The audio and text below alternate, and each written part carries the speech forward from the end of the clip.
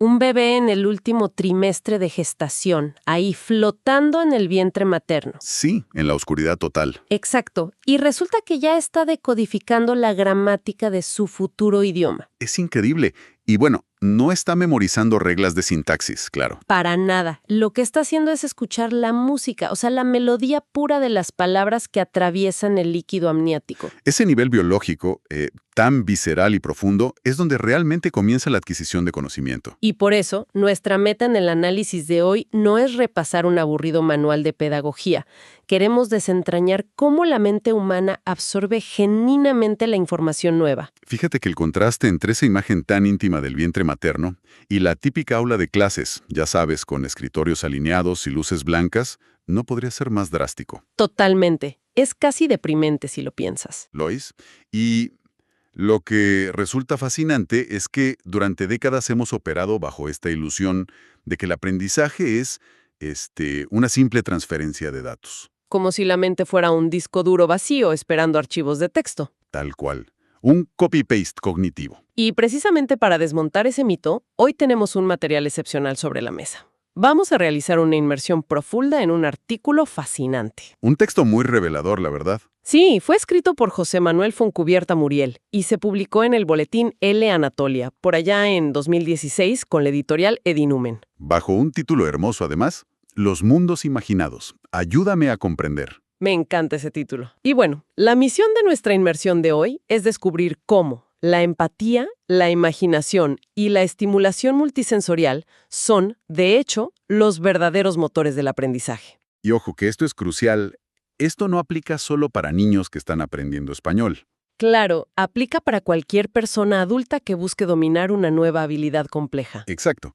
Porque el mayor aporte de este texto, a mi parecer, es cómo desmitifica por completo la idea del aprendizaje como un acto puramente racional. Como si fuéramos computadoras. Exactamente. Nos obliga a mirar la educación no desde la mecánica fría de la memoria, sino desde la experiencia estética. Y emocional. Sí, emocional. El autor nos demuestra que aprender es un acto que requiere que todo nuestro cuerpo participe. Bueno, vamos a desempacar esto, porque el texto lanza una premisa inicial que realmente sacude la estructura tradicional. A ver, recuérdame cuál. Dice que enseñar es, fundamentalmente, un acto de afecto. ¡Wow! Sí, es una frase potente. Si aceptamos esa frase, pues cambian las reglas del juego por completo. Totalmente. Nos obliga a detenernos antes de siquiera debatir sobre qué métodos o qué libros de texto usar. Exacto.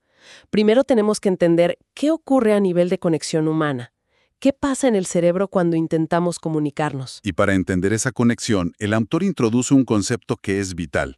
Él lo llama la disposición a comunicarse. Ajá, la famosa DAC. Correcto. Básicamente, no importa qué tan brillante sea el contenido de la clase, si no existe una empatía genuina, esa disposición sencillamente se bloquea. Se apaga el interruptor. Así es. De hecho, el texto cita a un académico, Kumara Vadivelu, quien señala que debe existir una conexión directa entre la palabra y el mundo. Pero no el mundo allá afuera, ¿verdad? No. Se refiere al mundo interior de quien está aprendiendo. Si esa nueva palabra no encuentra un eco, digamos, en la realidad personal del estudiante, entonces la participación genuina es biológicamente imposible. tal cual, no hay forma de que entre. Y eso me lleva a pensar en una teoría muy famosa que a veces damos por sentada. El famoso aprendizaje significativo de Ausubel. Ah, claro, un clásico en la educación. Sí, siempre nos han dicho que basta con que la información nueva se conecte lógicamente con lo que uno ya sabe y listo, aprendizaje logrado. Esa era la promesa, sí. Pero, a ver, si entiendo bien a nuestro autor de hoy, nos está diciendo que la lógica por sí sola se queda corta. Totalmente corta. Digo, Ausubel dio un paso enorme al decir que no podemos aprender de memoria sin conectar conceptos. Sí, fue un avance. Pero este texto va más allá. El aprendizaje no solo debe tener sentido lógico, tiene que conectar directamente con la identidad de la persona. O sea, si no hay un sentido de pertenencia emocional, la experiencia se evapora. Se borra de la memoria. Y para ilustrar el mecanismo detrás de esto, el artículo menciona una idea poderosísima de Antonio Damasio, el neurocientífico. ¡Ay, me encanta Damasio! ¿Qué dice él en este contexto? Él explica que la gran mayoría de las palabras que conforman nuestro discurso interior no son texto plano, existen en nuestra conciencia como imágenes. Imágenes visuales. Visuales y auditivas, ¿sí? El cerebro no procesa letras flotando en el vacío. Procesa la imagen mental del concepto. O sea que, sin la formación de esas imágenes internas, por muy fugaces que sean, Que hablamos de milisegundos en la corteza cerebral, ¿eh? claro, pero sin ellas, simplemente no podemos comprender esas palabras. Exacto. No hay cognición sin imagen. Es revelador. Si lo pensamos en términos prácticos, siento que la educación tradicional muchas veces actúa como si intentaran alimentarnos con una pastilla. Una pastilla gris y aburrida. Tal cual. Te dicen, aquí está la pastilla del vocabulario. Tiene todas las vitaminas gramaticales, trágatela. Y teóricamente, pues te nutre. Sí, pero es un proceso frío, súper utilitario. En cambio, forzar al cerebro a crear estas imágenes visuales es como sentarse frente a un plato espectacular. Un plato lleno de colores, texturas. Especias que te recuerdan a tu hogar. El cerebro realmente saborea ese proceso. Es una analogía perfecta. Pero aquí es donde se pone realmente interesante la cosa. Si resulta que la neurociencia dicta que todo pensamiento se ancla en crear imágenes, significa que el mayor error histórico de la educación ha sido depender exclusivamente del texto plano. Bueno, las implicaciones de esa pregunta apuntan directo a la raíz del problema educativo que arrastramos. Porque siempre nos hacen repetir y repetir verbalmente. Históricamente, hemos privilegiado la palabra escrita sobre el cuerpo y la imagen. Es una cuestión de tradición académica, pero ignora la biología de la mente. Vamos en contra de nuestra propia naturaleza, básicamente. Exacto. Si nuestro cerebro necesita sintetizar imágenes y sonidos para darle sentido a una palabra, depender solo de letras negras sobre un fondo blanco es un error. Y me imagino que esto justifica la necesidad urgente de cambiar el enfoque. Totalmente. El autor denomina a la solución como una enseñanza holística e integradora. ¿Qué implica eso exactamente en la práctica?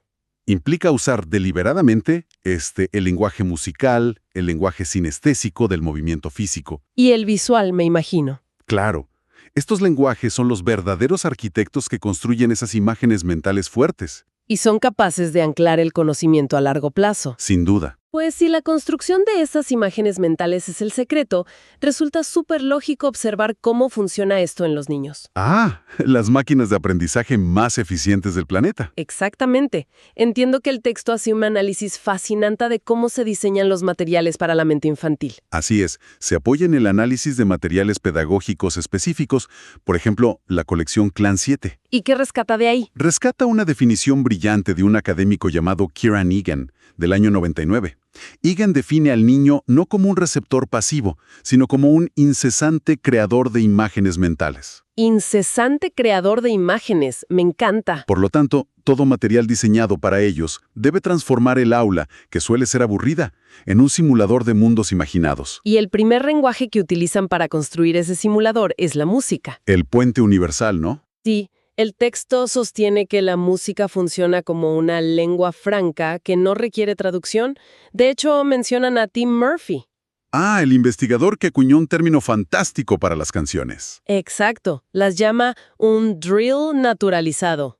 O sea, un ejercicio de repetición mecánica pero disfrazado. Un disfraz perfecto. Y funciona porque las melodías tienen una carga emocional enorme. Te permiten repetir una estructura gramatical 20 veces sin que el cerebro sienta fatiga. Ni aburrimiento. Y bueno, la neurobiología respalda esto, ¿verdad? Completamente.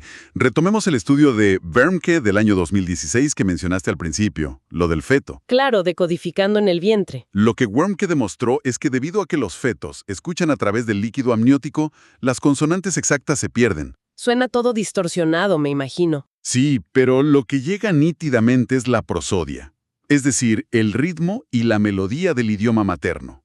¡Wow! Por eso dicen que los recién nacidos lloran imitando a la entonación de la madre. Exactamente. La musicalidad es el primer código de supervivencia que decodificamos. Entonces, cuando un profesor pone una canción en el aula, No está simplemente poniendo un adorno para relajar el ambiente, está encendiendo el motor de arranque de circuitos neuronales primigenios. o sea, la música abre la puerta cognitiva para que la letra pueda entrar. Tal cual. Es alucinante procesar que asimilamos la gramática a través del ritmo antes de entender una sola palabra. Y una vez que esa puerta musical está abierta, El texto nos habla de otro elemento, los personajes. Ah, ¿sí? Utilizan una frase genial para eso. Dicen que la gramática viaja a lomos de un avatar. Una imagen visual muy potente. Crear un sentido de pertenencia a un clan ayuda muchísimo. El niño desarrolla una comprensión social del idioma.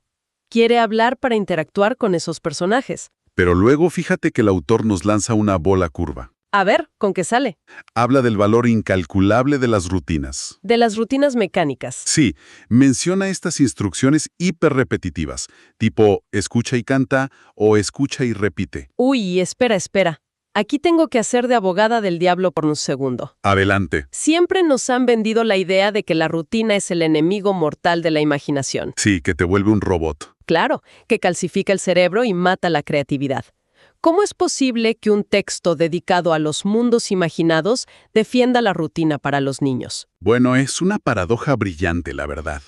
Y la clave para desentrañarla está en el concepto de la carga cognitiva. A ver, explícame eso. Pensemos en lo que significa estar en un entorno donde no dominas el idioma, un contexto no inmersivo. Debe ser abrumador. Lo es. Para la mente humana, estar rodeado de ruido incomprensible genera ansiedad instintiva. El cerebro se siente en peligro, me imagino, porque no sabe qué está pasando. Exacto. No puede predecir nada. Y en ese estado de alerta máxima, la imaginación simplemente se apaga. Ah, claro.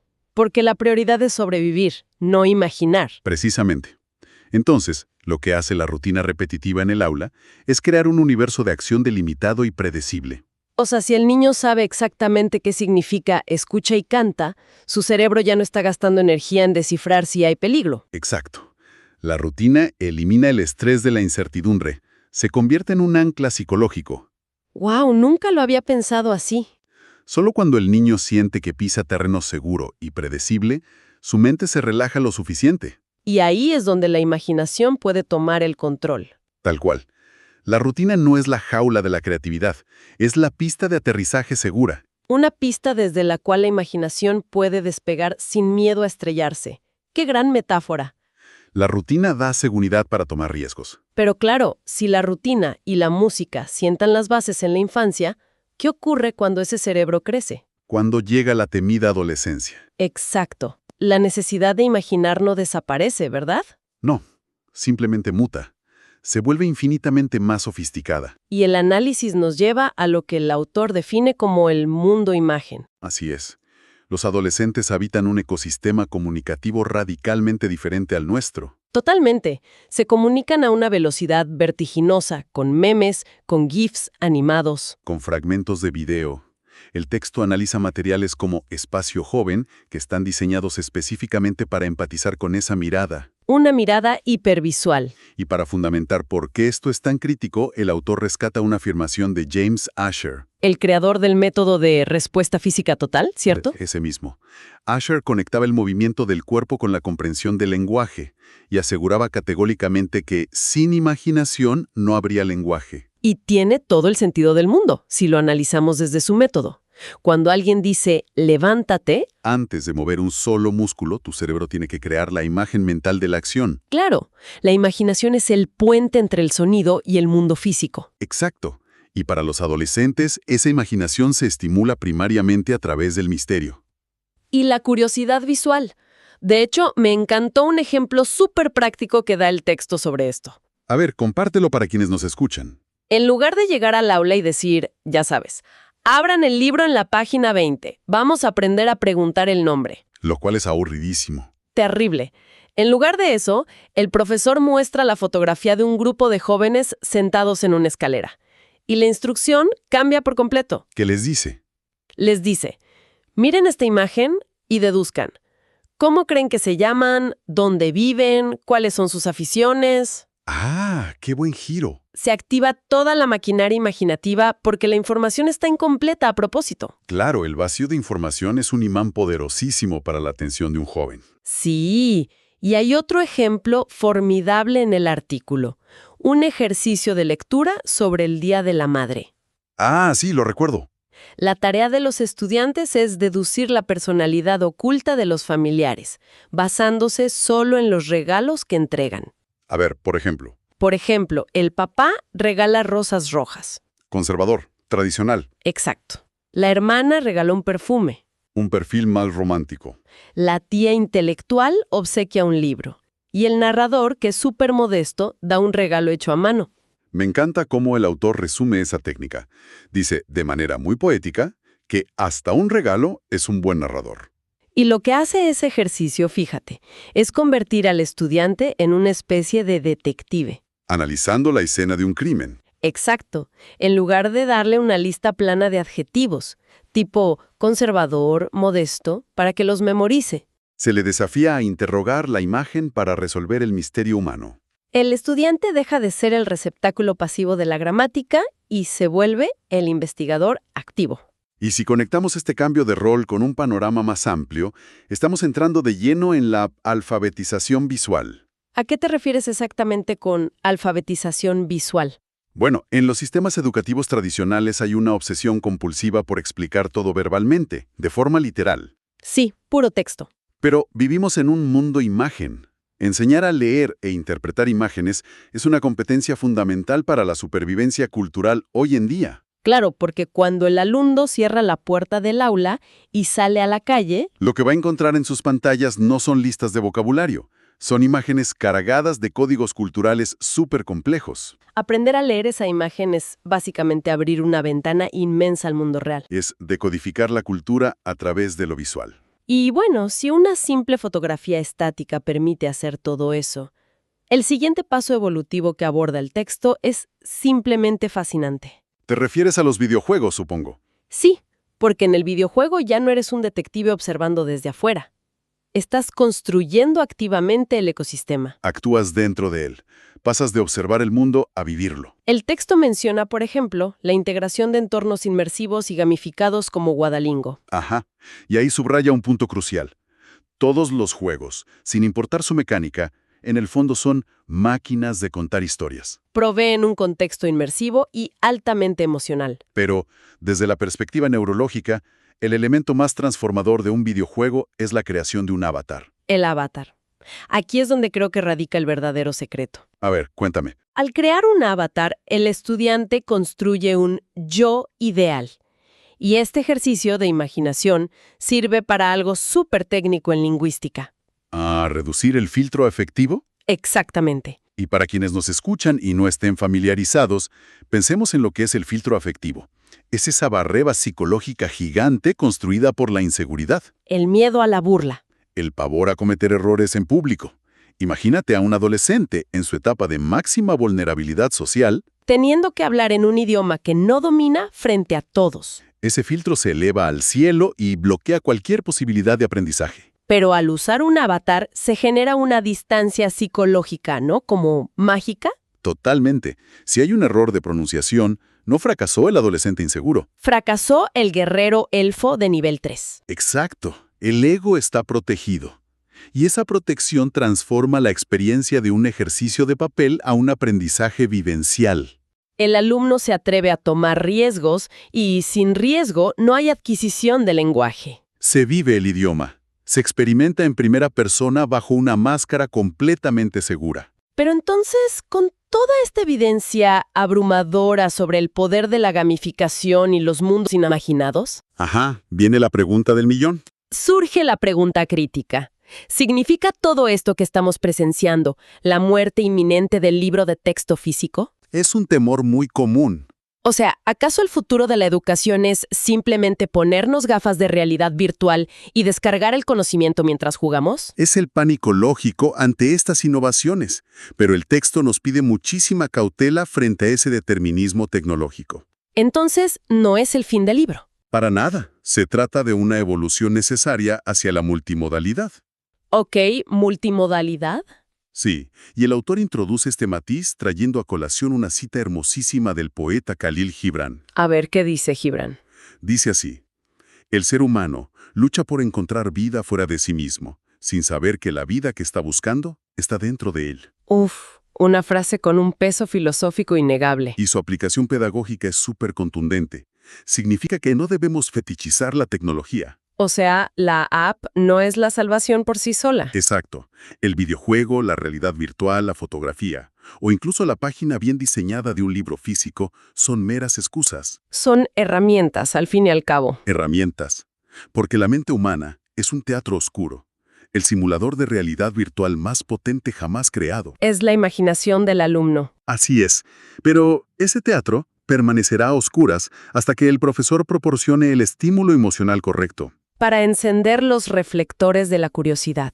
Si el profesor no aporta esa chispa de afecto y asombro, la mejor tecnología del mundo es básicamente un pisapapeles muy caro. Increíble.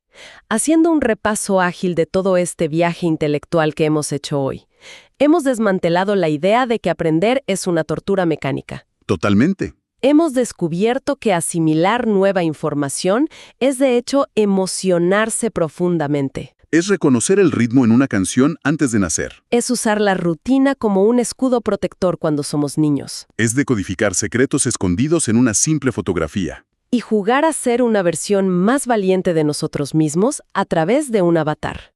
Todo se resume en construir mundos dentro de nuestra propia cabeza. Y para darle un cierre conceptual definitivo a este análisis, el artículo aporta una reflexión final magistral. A ver, compártela. Parafraseando al poeta Ángel González, el autor nos recuerda que somos en parte porque nos imaginamos. ¡Qué potente! La construcción del conocimiento no es algo que nos sucede desde afuera, está ligada a nuestra capacidad interna de proyectarnos en ese nuevo saber. Si no podemos imaginarnos poseyendo ese conocimiento, este jamás será verdaderamente nuestro. Tal cual. Somos en parte porque nos imaginamos.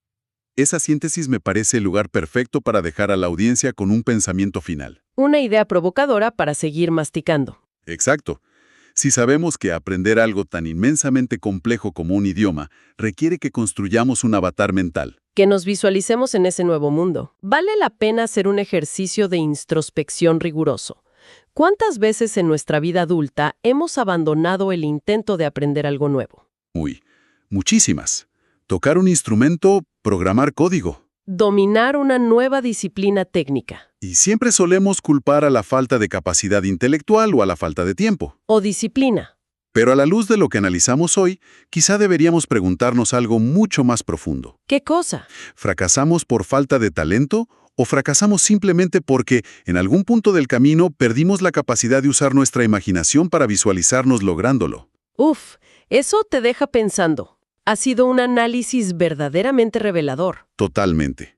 Así que para todos los que nos escuchan, mantengan siempre viva esa capacidad de asombro y sobre todo, no dejen de imaginar mundos posibles. Nos encontramos en la próxima inmersión profunda.